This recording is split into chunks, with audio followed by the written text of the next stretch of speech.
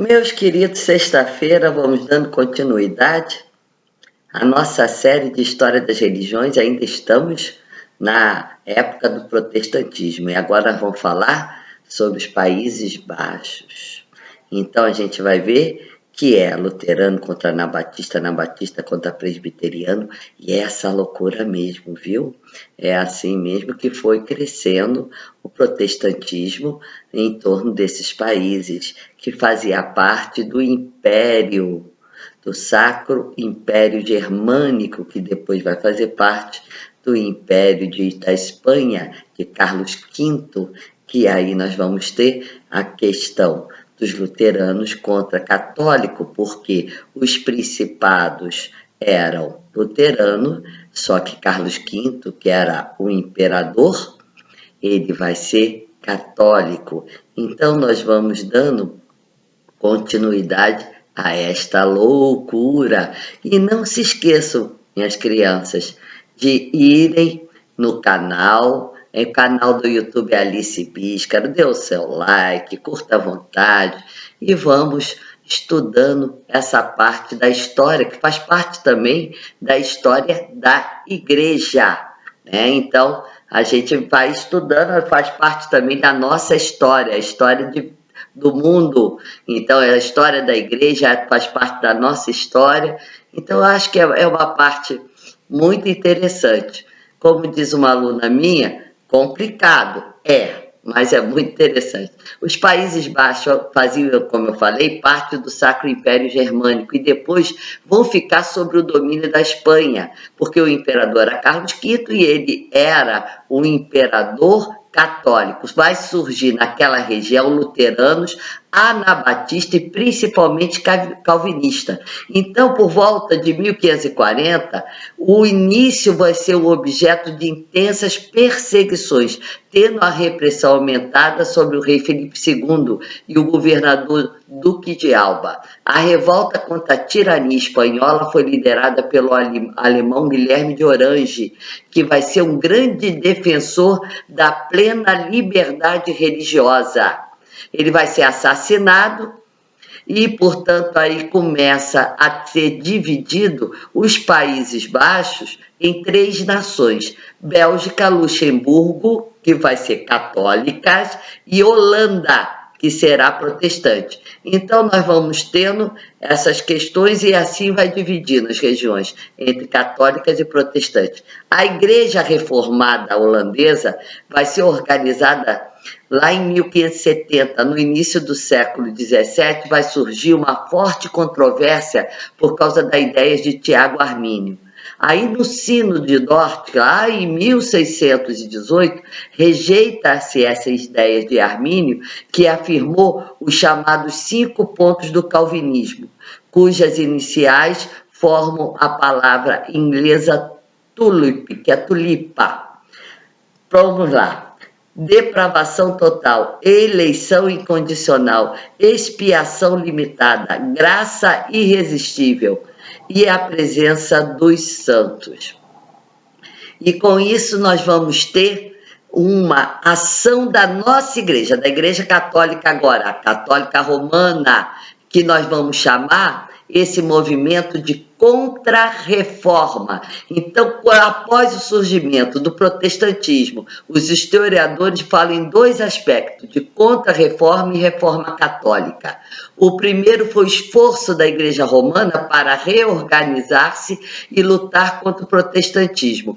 Essa reação ocorreu tanto no plano dogmático quanto no plano político-militar. Já a reforma católica revela uma preocupação de corrigir certos problemas internos do catolicismo, que vão ser reconhecidos depois da reforma protestante e vão ser mudados.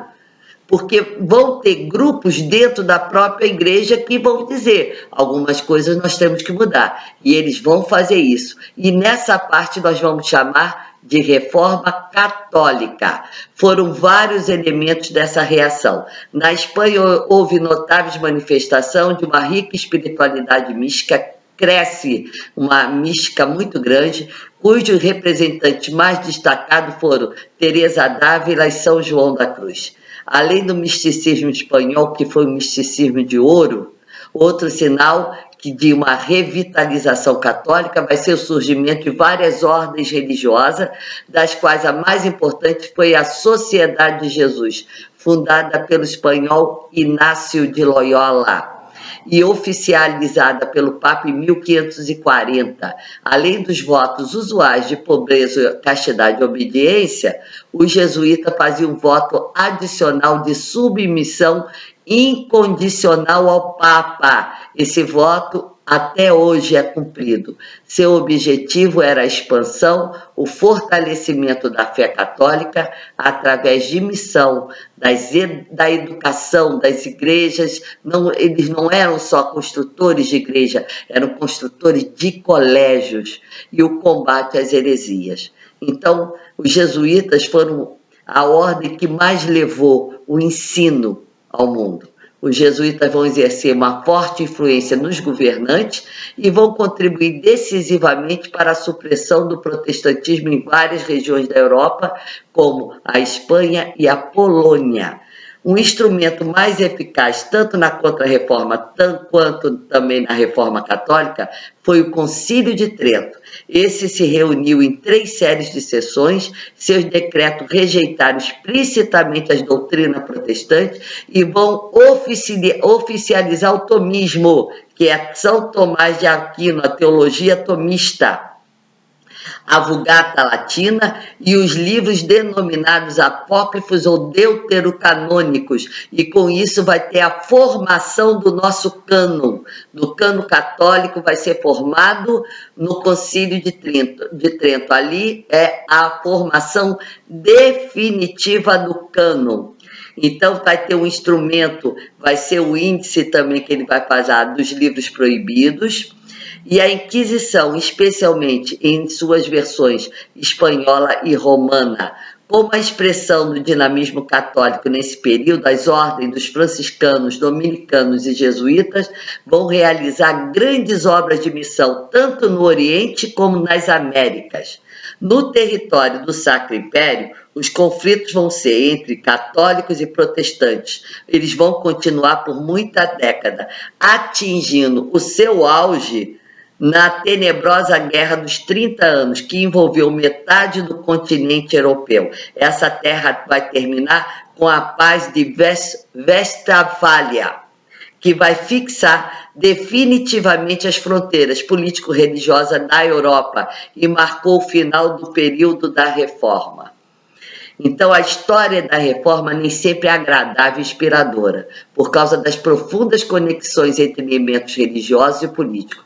Mas esse período foi marcado por muita violência em nome da fé, porque a religião é uma coisa muito importante para as pessoas. As paixões que vão despertar podem se tornar também terrivelmente destrutivas. Então, os erros cometidos nessa área por diferentes grupos, que vão do século XVI até o século XVII, vai nos servir de uma advertência e de estímulo para uma prática cristã, uma prática de tolerância, uma prática do diálogo, que isso sirva até hoje para nós. Nós não queremos guerra, nós queremos diálogo, nós queremos uma igreja em que saída, né? Uma igreja missionária, uma igreja de educação, não uma igreja de guerra.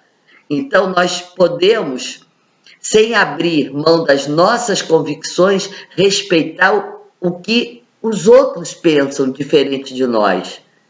Então, nós temos que ter, né, uma causa realmente importante da fé, que sempre será a caridade.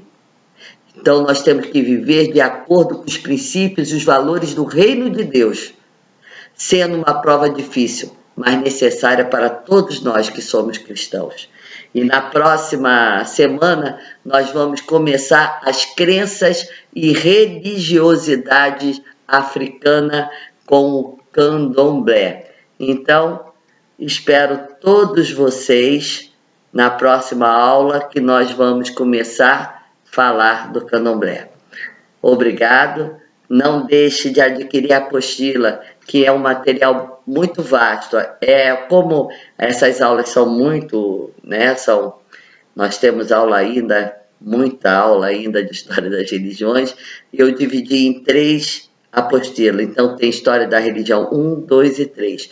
Então, quem tiver interesse por uma parte, é só entrar em contato comigo e eu envio por e-mail. Obrigada a todos vocês, que tenhamos um final de semana maravilhoso.